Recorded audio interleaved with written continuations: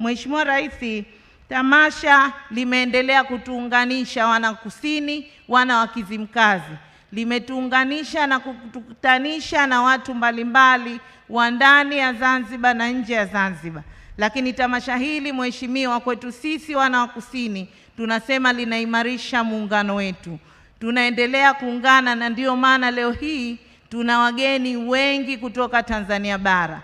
Hii inaonyesha kwamba tamasha limelenga kuimarisha muungano wetu na sisi tunajivunia hilo, Mheshimiwa Rais.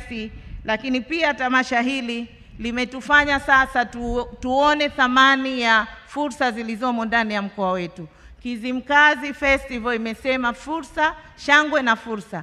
Ni kweli shangwe tumepata kushereheka jana, sote tuliburudika pamoja nanyi viongozi wetu wakuu. Lakini fursa tumeziona, wawekezaji wanakuja na tunapokea maelekezo na maagizo yenu ya kwamba tuweke mazingira mazuri, tuwaonyeshe maeneo ambayo wanaweza kuwekeza, na sisi tutatimiza wajibu wetu huo ili mkoa wetu uendelee kung'ara.